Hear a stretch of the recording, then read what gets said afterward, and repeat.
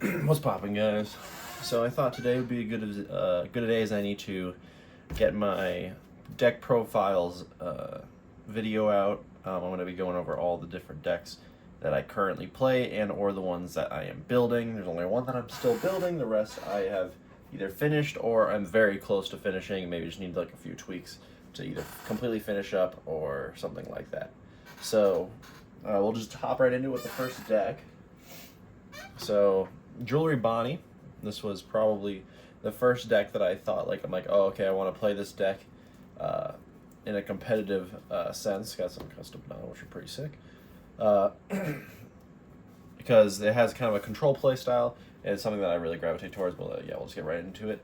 So this list is Bonnie is one of the characters that has probably the most variation, or it feels like it has a lot of variation in terms of her different lists. So we run 3 0-cost events. The 0-cost events are always just nice. Resting a 4 or less could come in handy on trigger if you just need to rest another attacker. You already use leader effect and stuff like that. 3 of the Jewelry Bonnie Searchers. These are great because they can grab you your Cavendishes, they can grab you your Eustace Kids, they can grab your Basils. There's just a whole lot. They can grab your, if you really need it, you can grab like the 1-cost Capone. They can search themselves because they are the tap searchers or the rest searchers, which is pretty good. 3 of the Baby 5 searchers. This helps you search out things like Rosinante, the Rosinante blocker, and your 10-drop Doflamingos, which is pretty great. Then we're just kind of like, 3 Apus, 2Ks. They can rest a character, you need to rest a blocker, just a little bit more utility. 4 of the Baby 5 2Ks, which, again, utility card. She can trash herself, give you 2 Dawn. Let's say your Cavendish got obliterated on sight like he normally does. Then I got 2 of the Capone blockers for things like Kid ability. You can play the Capone behind it, stuff like that. Moving on from 1-cost stuff. We got 4 Rosinantes, but mine got lost in the mail, so here we are with some filler Don Quixote blockers. But these would be the Rosinante, but I don't have them, so that's great. 1 copy of the 3-drop 2K Viola, again, just kind of a utility card. Not going to be seeing a ton of time on the board, mostly just for that 2K. 4 copies of Cavendish, obviously, because Cavendish is kind of an absolute staple. If green can run it, they're probably going to. Just a great card. Basically, is a 6K for 3, basically, and enables Bonnie leader effect. This thing normally is a kill on sight, but a very strong effect. And obviously running 4 of those. Running 4 Carrots. Carrot's another great card because of its on play, and when attacking you can freeze characters, slow the game down a little bit so you can stall out to get to your top end. And I feel like this is where the list could possibly kind of branch off, go into variations. And so I run 3 copies, or at least right now I run 3 copies of the 5-drop Jewelry Bonnie, the one that can freeze a Dawn or a character for the turn, just on play. And I've seen varying success with this Bonnie. She might get cut down a little bit.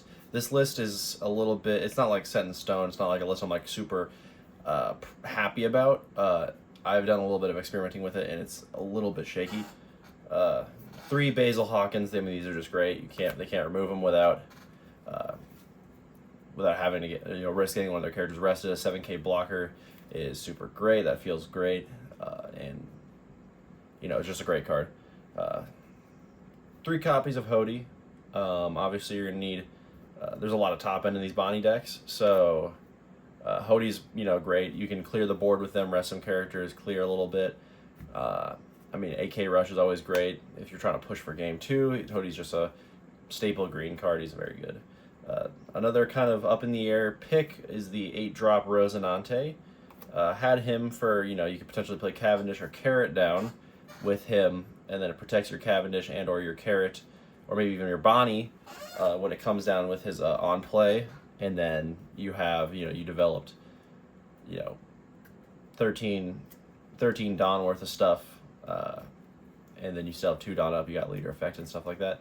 But I mean, he's a little bit up in the air. I haven't, you don't see him too often unless you search him with the baby 5, and he's not the most impactful when he comes down unless you're slamming it, like a carrot with him or something, or a Bonnie. But yeah, a lot of lists have removed him, and I'm considering it. 3 copies of Kid. This card has not been removed. This card is extremely good. Just kind of having that taunt effect, being a hard body to remove, is always great. Obviously, in most green lists, especially green lists, I want to go into the long game like Bonnie does. You're gonna want to run a Kid. I got 1 copy of the 9 Tri-Attack Zoro. It kind of is just like if I draw it, right, and then maybe I can develop it, and if he does survive that turn, he kind of goes insane. This card is just such a scary card, and it requires a response, or else chances are you probably just win the game on the spot. And then lastly, we got 4 copies of the 10-drop Doflamingo. It can be searched out with the baby 5. Being able to freeze up to 3 characters, including leaders, is just such a strong effect and can save games and save turns. Like if you just need to extend turn, freezing the 3 biggest bodies that you see on the board is just such a strong ability. And yeah, so that's why I run 4 of them. Plus, developing a 10k body behind it is not the worst. So that's yeah. He's a solid card. I've played against him, against like my own deck, like playing against like Pudding and stuff, and you just or played against as Pudding against this, and yeah, it's pretty rough because you don't want to swing unless you can guaranteed go for game, because if the 10-drop Dofi comes out, then they freeze them, and then they have an extra turn, they could possibly chip you out and go for game and stuff, and it actually becomes pretty scary pretty quickly. But that is the Jewelry Bonnie list. Again, that one is a little more up in the air. It doesn't feel... I feel like it's a little weak in comparison to some of my other lists that I feel a little more strongly about, which I'll get to a little bit later. But that was the Jewelry Bonnie list. Love the character. The deck, in terms of like the decks that I have built and can currently play, is probably on the bottom of my list. It just kind of... I thought it would be like one of those decks I really enjoyed playing, but it ended up not being kind of my thing.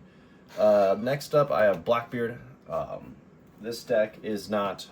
Again, this one is a little bit... it's definitely playable as is, but it's not a complete deck either. I don't got Special Dawn except for like 1 Black Dawn for this one. I'll show off the Dawn if I do have any Special Dawn for it. Alright, so... Blackbeard's kind of the talk of the town with OP09 just kind of coming out, and he's kind of the big shiny new thing. I opened like 5 boxes, and let's just say I do not own Laboons, and they spiked up pretty hard. I do not own Finger Pistols, so I had to make some adjustments, and so yeah, we'll just get into it. So running 4 copies of the Search Lafitte, obviously, as if most Blackbeard lists are going to be running 4 of these. I mean, with the leader effect, you're going to want to be searching out cards if you can manage to have them live a turn, or even maybe protect them with something, like a Vasco shot. You can go plussing cards, and it just feels great, and you can more safely use your leader effect and not have an empty hand and just get blown up. So obviously, we're going to run 4 of those Lafittes, great searcher. 4 full OLEDs. I've seen a lot of lists go down to 2 or 3. 3 kind of seems like the magic number. Blackbeard isn't exactly like a deck that I am super invested in competitively. He's just probably like my favorite One Piece character, so I want to at least have the deck. But if I were to take some stuff out, full lead is definitely maybe getting a 1 of cut. So, but I mean, otherwise it's still it's a great effect being able to cycle. There's so much cycling in this deck. I mean, with the Lafitte's, with the full leads. My eras and stuff, we'll get to that, but yeah, there's just so much cycling in this deck that I mean, you're going to include some full LEDs because you're just trying to get the right cards. You're trying to get those 10 beards. We got 4 of the 2K Stronger. I actually have played this card onto the field. It's one of those cards that, again, it's just utility. Drawing a card, giving -2 cost can be a good thing that's worth doing for 1 Dawn in a lot of instances. So running 4 plus it's a 2K, so yeah, it's pretty nice. For my era begin, I mean, again, this just kind of builds your trash up because it's an event that puts everything else into the trash, kind of like a brand new search or something. And so you get your graveyard built up when you're building up for your Burgesses. And again, just you're doing more. You're going through the deck more, and you're trying to find those 10 beards, and it's pretty good.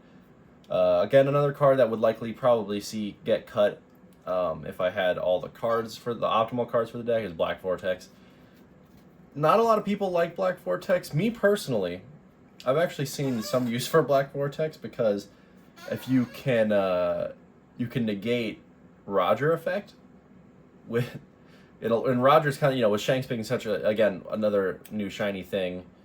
You're seeing a lot of Shanks. This could potentially negate Roger, and then you're able to use your 10k body blockers, which is pretty nice. 4 of the Vasco, the 2-drop Vasco shot, having that little blocker is always pretty nice. Most of the time, people will spend some resources to remove it, or just, and if not, you can just use them as a chump block, because you're probably going to be taking a couple hits, build up that hand, but your hand does kind of deplenish rather quickly once you start using the leader effect and you're getting into the late game and you start countering stuff out. So having the Vasco shot to just kind of take a hit is pretty nice. We run 4 Dock Qs. The card replaces itself, plus it's good KO. You can KO a 1 cost or less rested, and then if they swing into it right, it draws you a card, so he replaces it. Definitely not a bad card, pretty solid. You're going to see probably 4 of them in basically every Blackbeard deck, so again, just kind of a staple in Blackbeard, so pretty good. 4 of the 3-drop 2k Shiryu. This is a card I actually have played down on the field. I just need to get through some cards in my deck, and I just have a bunch of nonsense. So he actually can be solid to play onto the field. But again, most of the time you're probably just going to be playing him either for, mostly just for the 2K. So, again, nothing super impressive about him. You're probably going to see him in most Blackbeard lists too. 4 copies of Black Hole. I think I've seen people run 3 or 4 typically around of Black Hole.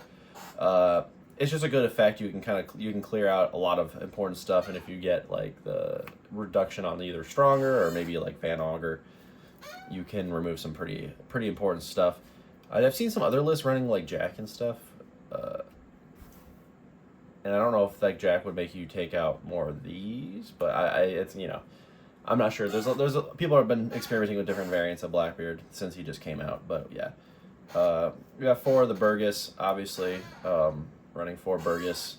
He's kind of just an absolutely insane card. Don't know what they were thinking when they printed that bad boy, but I mean, not being able to get KO'd and then getting infinitely bigger as, the more cards that you put into your trash is just such an insane effect. The only thing that really cooks him is, I mean, the Duffy matchup is already, I feel, rough for Blackbeard. You can't pitch cards so early in the game with his leader effect. Like, most of the on-plays are like turn 2 that you're going to be seeing stuff for Dofi, and you typically don't want to pitch with Blackbeard that quickly. Yeah, Burgess does get kind of cooked by like Graveblade and stuff, so that's definitely a rough one. But in most matchups, you can kind of just plop him down, and then they're just like, okay, here, deal with this, maybe 10, 11k, right? Can't be KO'd by effects, so he's pretty solid. Can be KO'd by Black Hole Bind in the Blackbeard matchup, ditto though. 2 Katarina Devon.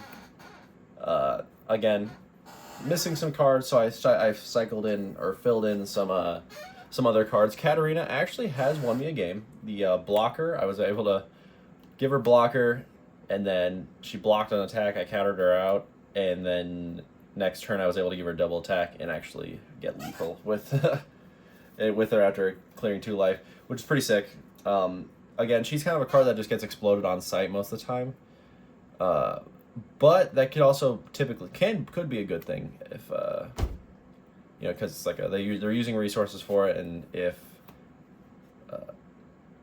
let's say you swing with it, it's kind of like a pseudo block. People want to get rid of it unless they can just go for game. So next we got 4 of the 5-drop Van Augurs, of course. Again, this is kind of like him and Doc Q, kind of like they're always going to be a 4 for the most part. I mean, -3 cost. So you can reduce cost, either Black Hole or do Doc Q trigger, or Doc Q ability to KO one or less. And then again, when you do it, you rest him, and then he replaces himself on KO. So if they swing, you're going to be getting more cards. It's kind of interesting that Blackbeard got effects like that with the Doc Q and the Van Augur. It definitely helps having that extra card draw in Blackbeard. And then obviously, lastly, we got 4 copies of Mr. Tenbeard.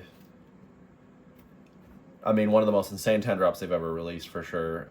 A 12k body blocker that comes down, activate main. You're gonna negate their leader effect first, so that could be important if you're fighting Shanks or Enel. And then you pick one of their characters and are just like, you have no abilities and you can't attack. Lamau, which is just so good. It makes playing him, like if you don't really have a board developed and you're sitting not at the most amount of life, they just got like one big attacker out, developing just like a 10 drop teach is never like a horrible thing, because you can just freeze the attacker that they have on that side, and then if they have another thing, right, it's a 12k blocker, and so yeah, it's pretty nasty. But that's my teach list. Again, most of it I kind of just constructed out of what I pulled out of my OP09 boxes, which, you know, obviously can't pull Laboons and finger pistols out of those. So this is the list that I have right now. The only thing I would change would be to add those Laboons and finger pistols, probably get rid of the Katarina and some of the Vortexes, most likely in full lead. But yeah, other than that, that's the teach list. We'll get on to, I guess we'll do the deck I played most in tournament, and the one that I managed to win the 2 weeklies in a row with it, which I'm pretty proud of. We got Charlotte Pudding, which this deck I adore and I love, and it's extremely near and dear to my heart. So first things first, I do have 2 Big Mom Dons. I'm not a big Don guy. A lot of people have blinged out Dons. I'm mostly just chill with the regular Don. I might get all 10 of the Big Mom Dons at some point to fill this out, but I'm pretty content with it. You know, 2 is kind of an awkward number, but I'm chill with it. So let's get into the list. So this is an actual tournament winner, or at least local winner, right? So there is some. I have a little bit more credibility on saying like this deck works. I've beaten Blackbeards, I've beaten Shanks, I've beaten like RP Luffy. That's a pretty good matchup. I beat Vegapunk. That's also a pretty good matchup. So I feel like I have a little more room to talk about this deck, and I have a better understanding of it. So 4 of the 0 cost event, obviously you're gonna be running this. On trigger, it's insane. If you have the 1 life, right? If you have a last card in life, and then obviously just for the counter, 0 cost event. I mean, most yellow decks are gonna be running 0 cost because it's probably one of the most insane. We got 4 of the Searcher 1-drop puddings. Again, you're just gonna be playing, if you can play them on turn 1, going 1 and search out like 10 moms, 9 mom, 7 mom. You're probably gonna be pretty happy. But yeah. I mean, these are just, you get them opening hand, you're probably going to keep them. And then rounding out the searchers for the deck is, we're going to claim the 1 piece. We're going to run 4 of those. Again, a great event. On trigger, you activate the main, so you can search out big bodies if you need. Or you can just search out 2Ks, because we're going to be getting to a Big Mom Pirate 2K. Which we will... 4 copies of Flampe.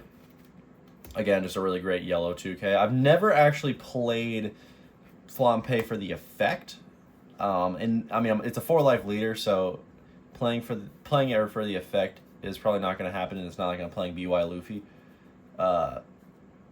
So she's mostly in here as a searchable 2K for Pudding, because I can search her with the 1-drop and the 1 cost event. Nextly, we have 4 copies of Viola. This is a great card for, I mean, you can rearrange your opponent's life and then target certain cards in their life for like your 10 mom drops and stuff. plus she is just having the blocker that, you know, 0K. I mean, sure, it makes them use resources. Having a little blockers is always nice. Or if you, let's say, don't have your Katakuri, it's always going to suck if you don't have your Katakuri, but at least then maybe you can turn your life face down and then get another leader, a leader trigger on the next turn that you can attack. 4 copies of Brule. Brule is typically not going to be played much from the hand unless you really just need a blocker, but seeing her from the life is always lovely. It's pretty great when you see Brule come out of the life and then you're like, okay, now I have a blocker. It's pretty great. But again, yeah, mainly there for the trigger as a free blocker. Another yellow staple is the 2K Capone because he has an absolutely insane trigger. I haven't gotten this in like the most crazy scenarios, but I have definitely triggered it on like a 9 Zoro, and then he can't attack, you know, do all of his shenanigans, which has definitely helped in winning and securing a lot of games. But yeah, again, he's just a 2K body, pretty great. You always want to hit him on trigger. Again, having the choice to either trigger or get a 2K in hand is super nice. But yeah, just kind of a staple for yellow. 4 of the 2K Frankie. Again, this one's probably not going to be one that sees a lot of play, and even then I haven't done the trigger that frequently. Most of the time I opt in, like, well, I feel like it's just better to have the 2K in hand most of the time. And so I haven't done the trigger a lot, but there probably are scenarios where you would rather develop the body if you just need to go like wide in a certain scenario, and then you have a 5K body to swing, which could be good. 4 of the Katakuri. This guy is the entirety, like he is the cornerstone of this deck. You on turn 3 playing down him and getting that extra ramp is so big for the deck, and like having a 7K in that mid game is so important. I've had people lose games because they try to remove him and then they can't, and then I just have like, you know, a 7K swing almost every turn, swinging into either bodies or swinging at life. It's just super good, especially once I start developing bigger things, because he's gonna ramp me. 2 of the 2K Sanjis that become blockers, or becomes a 3-drop blocker if I have less on, which we'll get to with this synergy, because I run 2 Conquest of the Sea. Some lists don't run Conquest. I personally could not see myself not run at least 2 of Conquest. It has come in incredibly clutch for me. I've won games off of blowing out blockers with Conquest. I feel like it is definitely like a must-run 2 of. I'm not like a regional level player or anything, but I've definitely had multiple scenarios where I'm like, I really want to hit Conquest. It's also searchable. You can search it off the event or the pudding, because it's a Big Mom Pirates card. So searchable, removal, and then you can, again, it's Dawn -2, so then you can, like, if you're at 10, you can play into the Sanji, which is pretty good. Remove 2 things, develop a blocker, pretty nice. 3 copies of 7 Mom. It's still a good card. Like, let's say you don't ramp quite how you would like to, and you're at 9 or something, and so then you can play 7 Mom and do some other shenanigans throughout your turn to distribute some other Dawn, or maybe play a Viola or something. But again, it's just an AK body that, you know, most of the time is just going to heal you 1.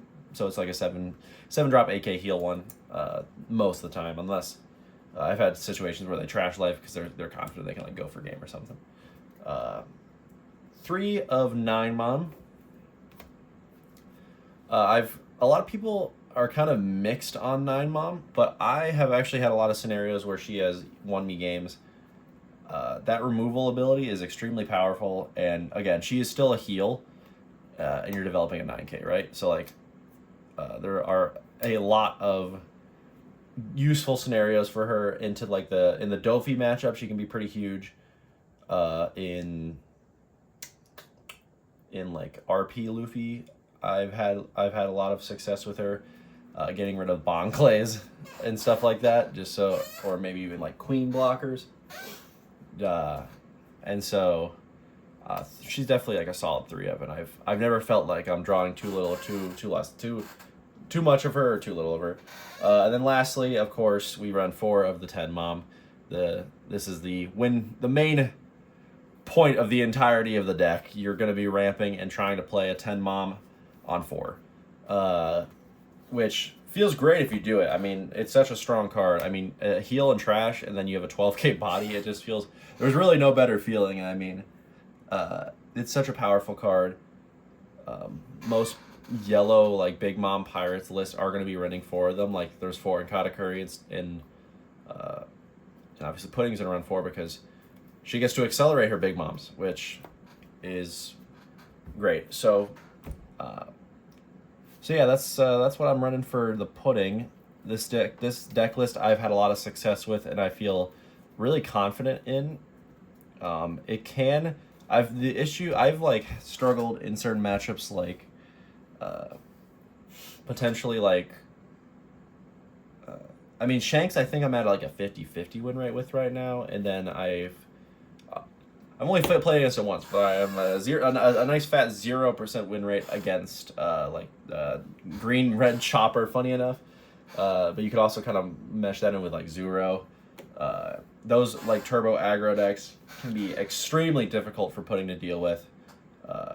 If your opponent just goes balls to the wall and they have the cards to do so, like 3-drop Rush Zoro, and you're just like, well, you got to counter out pretty aggressively pretty early and just hope that you can fight for the board a little bit. But other than that, I mean, she plays really well into a lot of characters like RP Luffy. It's just a miserable matchup for him because 3 life and 10 mom just shreds through it, and then he has to deal with the 12k body. So yeah, Pudding kind of a sleeper deck for sure, sleeper pick. I think she actually has a lot of potential against Blackbeard. I mean, you're still trying to ramp and then just play 10 mom. You won't get the on play, but like you're still trying to develop 12k bodies before a turn before they have a chance to play their Blackbeards, so you can start chipping away at life and stuff. But yeah, so that's the Pudding list. Probably my second favorite deck right now. I really enjoy Pudding.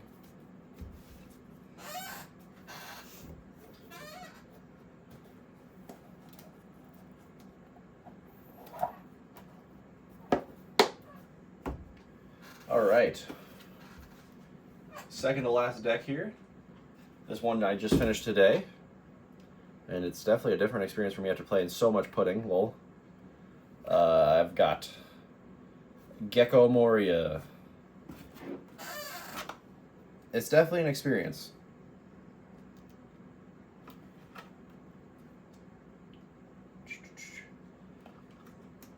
When 10 mom doesn't got her hand on the wheel, it definitely feels a little different. So I did get all of the Gecko Moria Dons for the deck. Thought I'd have that lined up. Obviously there's regular, none of like the gold ones or anything, but so I got 10 Gecko Dons. And let's get right into the list. So Gecko Moria running like a mostly Thriller Bark Navy setup. That can't be right. Yep, never missed one. I was like, that's not right. Alright, so first off, 4 copies of Ice Age. I mean, it's a black deck. Ice Age is just one of the best one-cost events. -5 is insane for 1, and so it helps and enables a lot of removal, which is extremely good. Not much to say about it. Even on trigger is pretty solid. 4 copies of the 2K Victoria Sindri. She is definitely a 2K that can see a lot, like can see table play, because you're just trying to get. She's a really great tool to get your trash going, so you can use leader effect or prep for your geckos in the future. 4 of the 1-drop Suru. Another good gecko target, but also a 2K. The reduced cost can potentially be important sometimes with cards like with Absalom. You can, Gecko Moria, Suru, Absalom, try to clear something. So definitely a solid card. Plus it's a 2K, never can go wrong. 4 of the brand new. Again, he can search out some of my Navy pieces, and he also is he's a trash search, so he's going to look at 3 and then the rest go in trash after you grab one, which is good because then it starts building up your trash again for leader effect and Gecko Moria in the future. I run 4 of the 3-drop 2K Tashigi. Again, another very good utility black 2K because she can either be used as a cost reduce card that a lot of people try to swing into. So it's like a pseudo blocker because they don't want to have a static -2 cost every single turn. But it's also 2K, so that's pretty solid. Very rarely probably gonna be grabbing her with Gecko, but yeah. 4 of the 4-drop blocker Borsalino.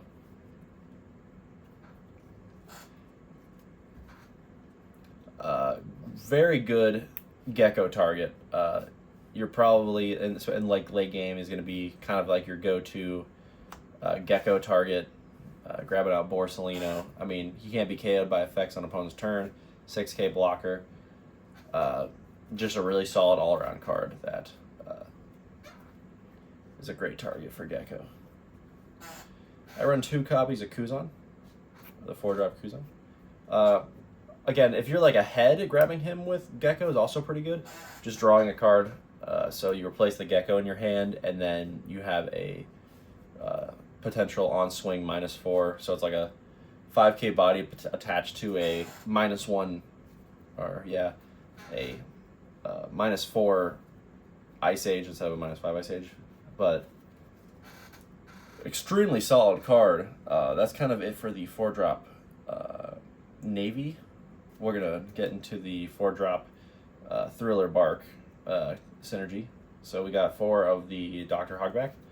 He helps you recur your Gecko Morias because you're doing so much trashing that if you just like trash your Geckos with your leader effect or anything like that, you can add them to your hand with Hogback ability. And it's not really much of a cost. 2 cards from your trash into the bottom of your deck. Normally you're going to be grabbing. I'm really actually, I've only played it today, and I played it in tournament. I think I tied for 4th. Frankly, I'm not sure what the best targets are to put at the bottom of the deck. I was like, what are things I can't recur with Gecko or my leader effect? So I put like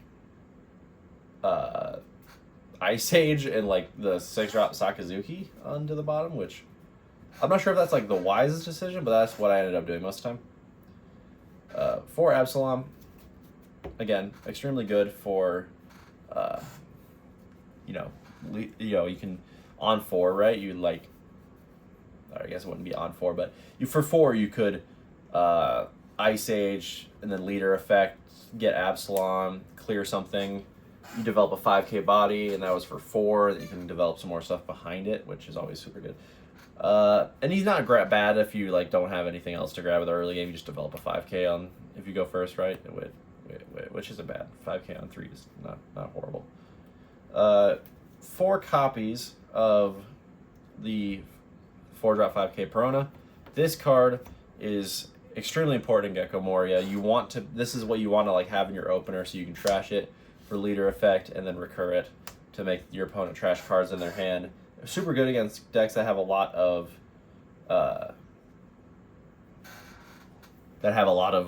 that's typically stack a bunch of cards in hands like Green Uta or Ploofy. And then you can swing with her basically for free every turn because let's say it's early game, right? They clear out your Perona, you can just redevelop her and then effect again, right? Like it's pretty solid. Run 4 copies of the 5-drop Sabo.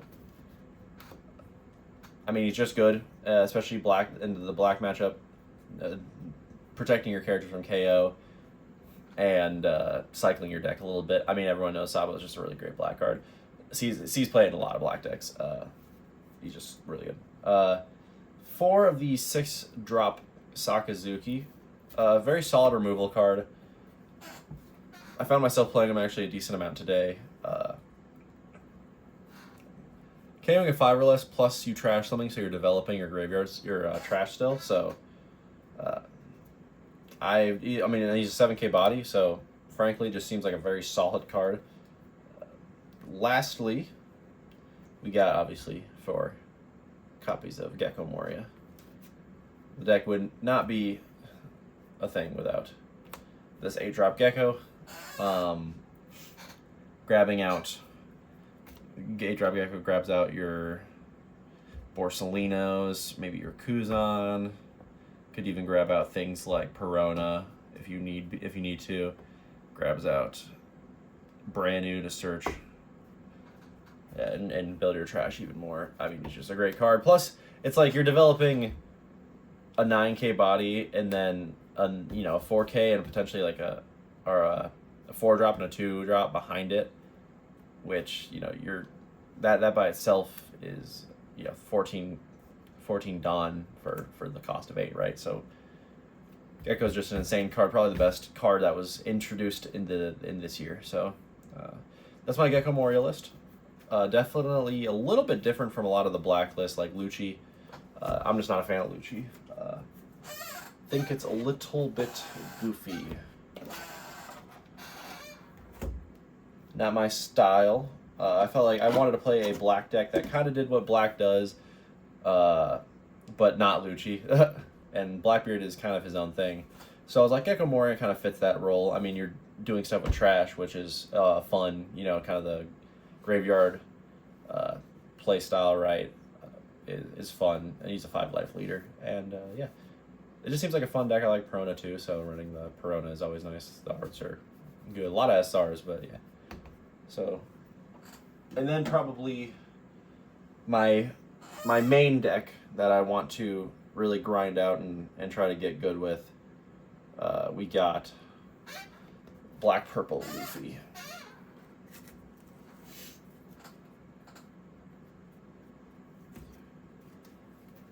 I only have one Special Dawn, just the Luffy. I don't know if it's him using like Conquerors or something, or if it's literally just a zoom in on his eye, but yeah.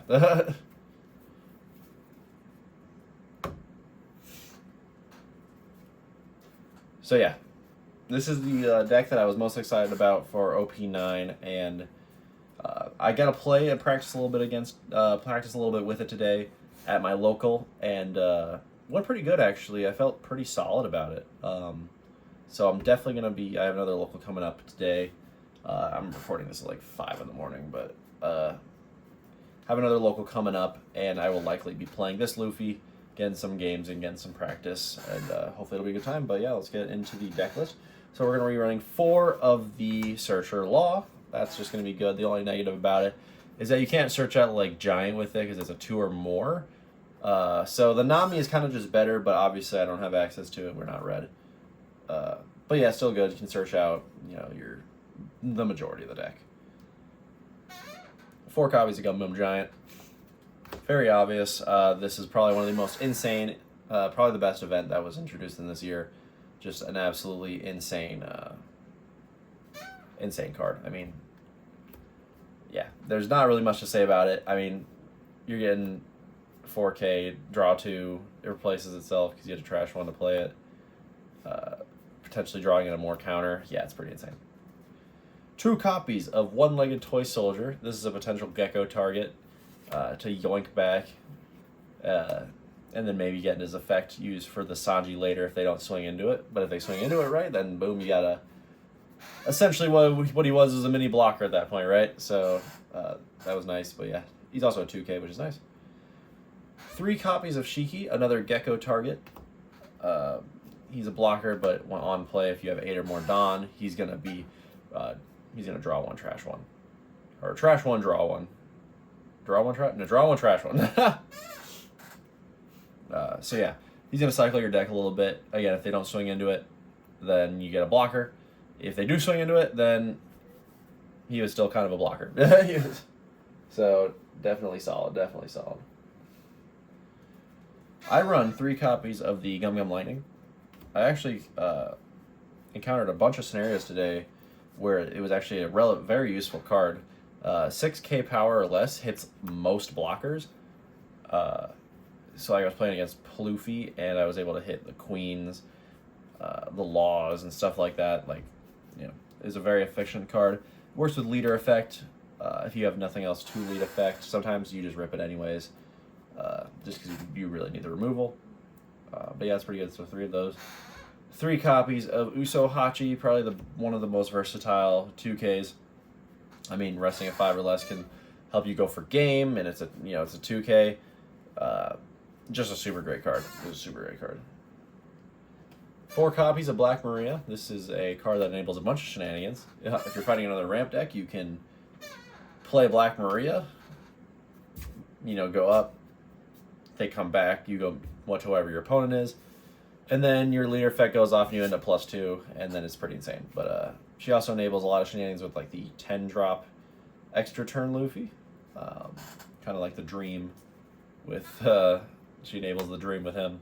But so yeah, she's a pretty good card. Plus, I mean, she's just one of like the most overloaded purple cards I feel in a while. I mean, it's one of the, with all the Dawn minus thing, having her out is just so good. And she's also a 2K, so like, yeah, she's just extremely good. 4 of the new OP09 Rorono Zoro. Again, he's just a really good synergy with leader effect. You get him on 3, and then you -2, and then you go, leader effect, and you get an additional 1 with Zoro, which is just good. It's simply good. That's annoying the hell out of me. There we go. God, man. But yeah, he's just a really great card. 2 copies of Onami. We got another blocker with some draw power. Purple just has a lot of draw, it feels like. I haven't played a like purple Straw Hat deck, and yeah, it just feels like there's a ton of draw power throughout the deck. Plus, she's a good Gecko target, and she's a blocker. We got 4 copies of the new Frankie. Again, very similar. Dawn -2, synergized with leader effect. He's a blocker, and he's going to be cycling your deck. And he's a good Gecko target. So, kind of like a very similar role that the 2 of those play, the Nami and the Frankie. One of the cards I wasn't sure about, but ended up being incredibly strong, is this this 5-drop black Sanji from the starter deck. This with leader effect just goes absolutely insano style, and is an incredibly strong removal, especially for you develop a 5K body behind it. It just feels extremely strong. But yeah, I definitely had like 2 games in a row where I had the 3-drop Zoro on curve, and then got to 6. Was able to go 1 Dawn on the leader for the leader effect of giving it 1+1 cost, playing the Sanji, removing something important. Very strong. 3 of the reduced Sanji 2Ks, because there's so many Dawn minus effects that you'll at one point you'll probably be at less Dawn than them. Then you get a blocker. Plus he's a 2K. Is probably what you're gonna be using it for the majority of the time, but it's good versatility. 2 of the 7-drop. The new 7-drop Rush Sanji. A pretty versatile card. He's able to, he works with leader effect with the Dawn minus. If you want a Dawn -2, you can rest a blocker. He gains rush. You can clear some board. Go for lethal and stuff like that. He's a pretty solid card. But I only run 2 of him because I don't find a lot of scenarios where he's like my absolute best play. Normally, I feel like I have just other things that can do do kind of what he would do, just a little more efficient. 4 copies of Gecko Moria. It's a black deck, and it can run Gecko, and so we run Gecko. Again, there's not. I've already explained him before. I mean, you're developing a 9K and getting a bunch of stats, and with this deck, you're grabbing Frankie, so you're doing cycling, grabbing blockers, and then if you grab a Shiki, you're doing even more cycling, right? So he's just really good. 2 of the 9 drop Rush Kaidos. I actually prefer these to the new Secret Rare Luffy. Just because I like the hard removal that you also get on him. And Dawn -5 is essentially Dawn -3 with the Luffy. So it's really not the worst thing in the world. And if you have Black Maria out, then yeah, you're chilling, because then you just go back up to 10. And then lastly, 2 of the 10-drop extra turn Luffys. The deck is kind of interesting where you can kind of run... I try to play this as like a mid-game play. I just try to rush them out as quickly as possible, and then I can use Black Maria to super turbo ramp back up to 10, because I play him, get 1 active, 1 rested, his effect, go up to 3, next turn, extra turn, right? I go up to 5, use 3 to play Black Maria, I go like 2 on lead, or I pay, 2 on lead, go 7, 12, and then Black Maria effect back up to 10. So that's kind of like the dream, the nuts, the combo that you could get with the 10-drop Luffy.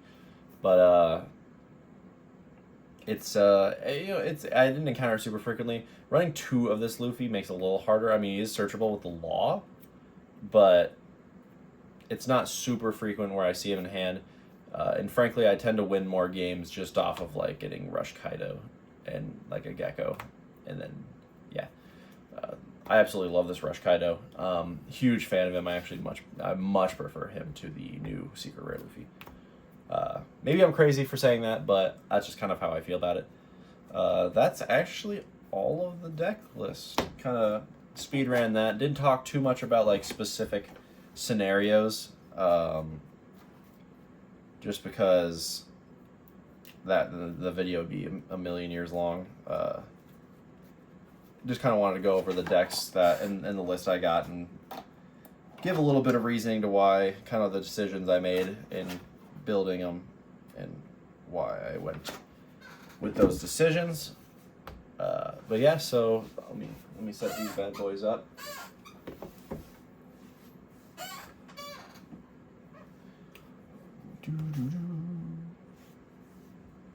And then of course, I'm missing one. There's 5 characters. I lined it up like this for a reason. There is 1 missing slot. And I will show you that right now. This is the deck that is still being built, the one that I was talking about. I got the yellow-purple Nico Robin.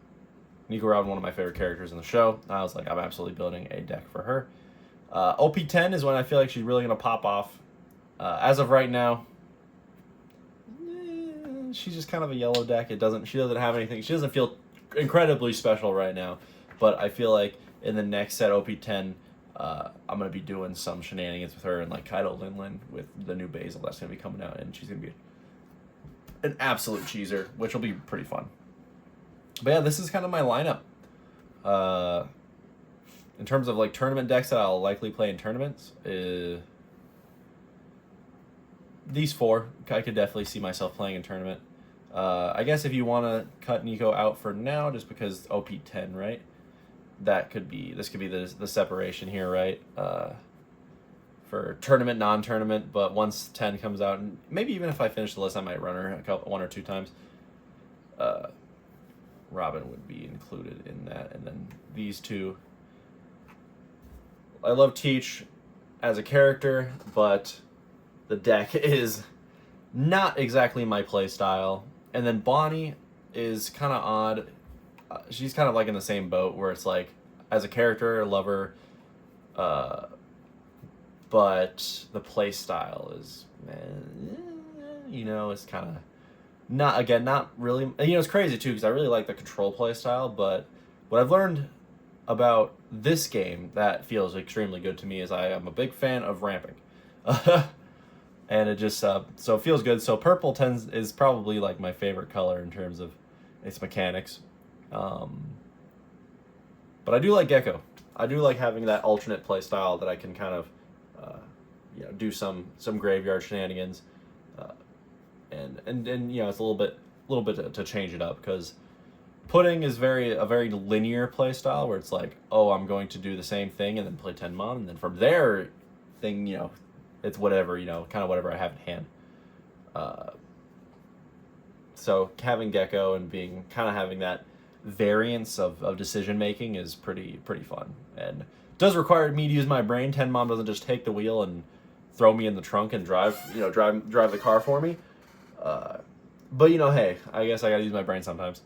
And then obviously the Luffy kind of has a lot of different tools. Purple black seems like an interesting color combination, and it's pretty fun. Having access to that black Sanji feels really great. But yeah, this is kind of like what's popping. Rank these from. So this is the deck I want to play the most. Oh, what the hell?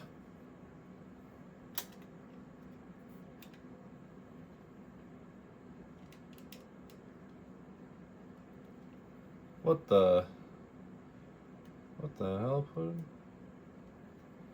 Don't know how that happened, but I think we're chill now.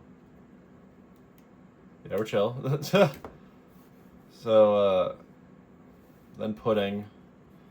Nico Robin would be third, but not in this set. We'll go Gecko, Robin, Teach, Bonnie. This way over. So yeah, that was my deck list video, and this is kind of my priority list. I hope you guys enjoyed, and hopefully I'll be able to bring some gameplay to you here in the near future. So I'll see you.